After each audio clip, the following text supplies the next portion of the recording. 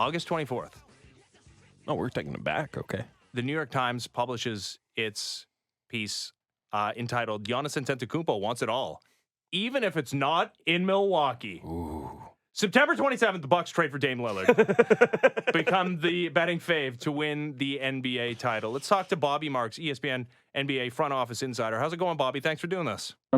I'm good, guys. Good morning. How are you? I'm very good. Does this trade happen without the little impetus for the Bucks to add another running mate to Giannis with that New York Times interview? Yeah, I mean, I think it's, certainly circumstances, right? I mean, you have, I think Drew Holiday going into the last year of his contract could become a free agent, and they could lose him for nothing if he doesn't sign an extension in February. You have Giannis, and it's certainly, I agree with him, it's a business decision why he would not extend now, just because he can earn more money next year by doing it. And then certainly the comments as far as the goal.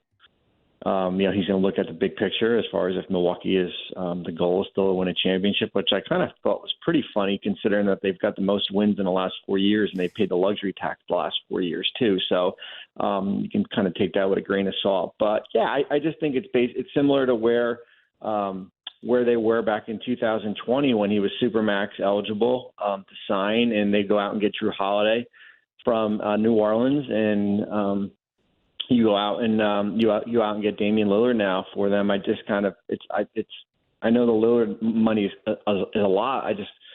For me, I thought it was a kind of a low risk move just based on if you were either going to pay Lillard or Holiday, one of the two here, and they chose to kind of go in the Lillard direction. Yeah, it seems like quite honestly, the cost of doing business if you want to keep Giannis in town. And that's not to say he was dying to get out of there. But I mean, we mentioned the comments there. A lot of that was making sure, there were some ownership changes in Milwaukee. I'm sure part of that was just making sure, hey, luxury tax, is that going to be a problem here? Well, if you're paying Dame Lillard $63 million one day, I think it just might be. And clearly that's what Giannis kind of wanted to see. You've been in conversations, about big trades. What's it like behind the scenes when these conversations are happening? There's been some reporting about Masai Ujiri being a difficult guy to deal with. And, I think fans feel two minds about that. Obviously, the first place you go is good. I want my team's GM being tough to deal with. I don't want him capitulating on every trade. But obviously, it takes two to tango. You want to be someone who can make a deal. What is it like in these rooms or when you're having these conversations regarding? And it's, I imagine there's a difference between a smaller trade versus a big one like Lillard. Yeah, I mean, they all have their own identity, as I say. I dealt with, this is a long time ago, with Masai when he was in Denver with Carmelo, and that was a long, drawn-out process in New Jersey, and he was eventually traded to New York.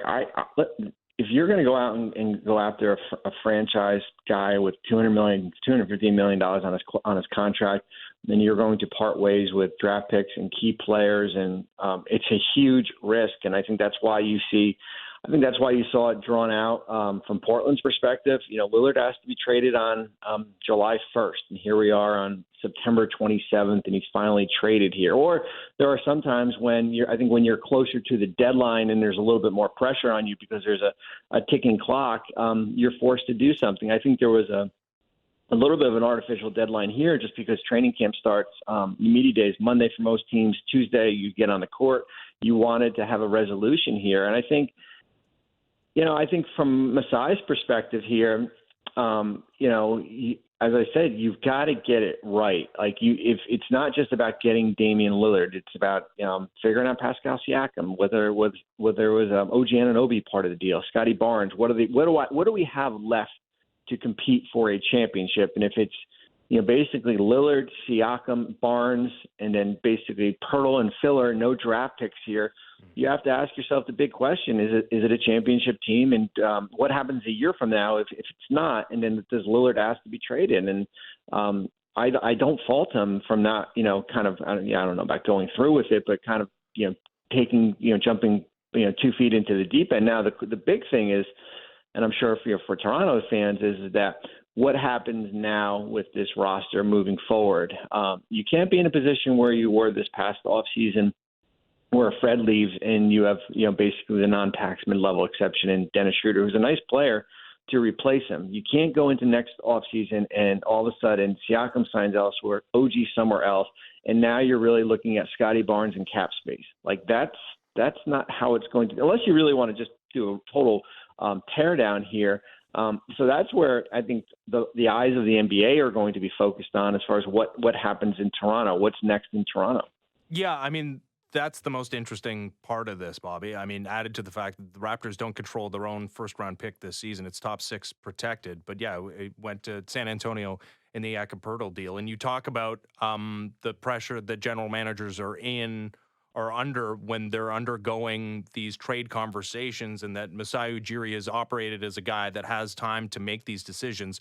Well, that ticking clock is now ticking down. And by the time the deadline rolls around and there's no extension for Pascal Siakam and OG Anunoby, I mean, that seems like pretty clearly decision time. Like, is Masai Ujiri going to be forced into whatever the best available offer is at this deadline as opposed to the offer that he most wants to see for those guys? Well, I think what happens is that we're in this, I guess, for another few days, or this little bit of a honeymoon period with rosters where everybody loves their own roster for the most part. And then when you start playing, whether it be preseason, once you start playing games, then one or two things are going to happen. Teams are going to get desperate and say, you know what, we like OG in the offseason. We're willing to give up a first and a young player. Now we're willing to give up, up the ante here, whether it be, for example, a team like Memphis who needs a small forward here.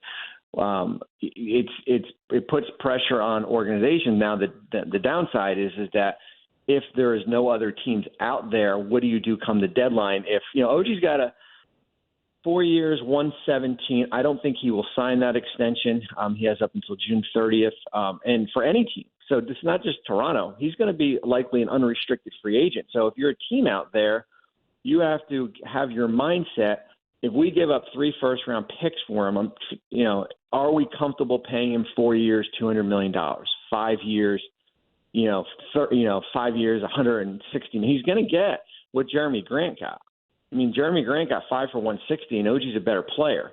So I think that's where you have to have that understanding. And then, as I said, when you have a early February trade deadline and the clock is ticking, you've got to figure out either you're comfortable re-signing him when you get into the offseason, or you're going to move him, and it's just a matter of kind of what the price is going to be based on where team situations are. Yeah, it is not an ideal situation that the Raptors have been in. I kind of look at it as Masai kind of trying to effectively tap dance as long as he can to find out what exactly they've got in Scotty Barnes. Because if Scotty Barnes turns into, what you hope, a rookie of the year, 4th overall pick can turn into, then you want a guy like OG to be part of what you're going to build around him. Obviously, Pascal and him potentially, like you can close your eyes and squint and see it, but yeah, it's a very, very fine line they're trying to thread. Obviously, with the Bucks loading up, they become title favorites, or at least on a very, very short list of those teams. What do you think this does to the other true bona fide contenders in the East, be it the Sixers, be it the Celtics? Obviously, we know the Sixers have their own kind of trade drama going on. I don't know how much that increases the impetus right now, but what do you think that does to those teams? Well, there's another move out there, right? Holiday's going to get traded from Portland. Now the question is, were the teams that were interested in Lillard now come to the forefront with Holiday, whether it be Philadelphia, whether it be Miami, whether it be Boston, and what's the price going to be? It's probably going to be less than what they were looking for maybe even more with Lillard, Holiday. Another guy who's got a player option for next year and can become a free agency. So I think what happens with him maybe in the next few days, once this trade is finally approved, and if he goes to one of those teams, then that certainly swings a little. I mean, him in Miami, and if you basically just have to give up Kyle and maybe some draft compensation, that's a pretty good team. Mm-hmm. I'd roll out that team with him and Jimmy and Bam, and you still have Tyler Hero up against Milwaukee. Milwaukee is good. My question with Milwaukee is going to be, what do you have with Chris Middleton coming off injuries, really struggled last year? Your backcourt depth is really not there. Your depth in general is you lose Grayson Allen, and now you're relying on some Malik Beasley and Jay Crowder, players like that. They've got some younger players here. But but you've got Giannis and you've got Brook, and you're still a really good team.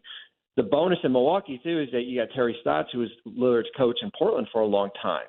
So there's a familiarity already there. But I think we're still a little bit in a wait and see mode with the rest of the Eastern Conference, just based on what happens with Drew Holiday. Does Drew Holiday make sense for the Raptors?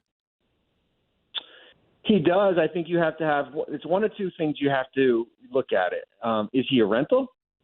And what's the price for a rental? Are you comfortable playing out the year, or are you comfortable anteing up with the mindset that you are going to pay him significantly, either with an extension, which would be 6 months from when he's acquired, or when he becomes an unrestricted free agent here? I think it's just a matter of what the price is going to be.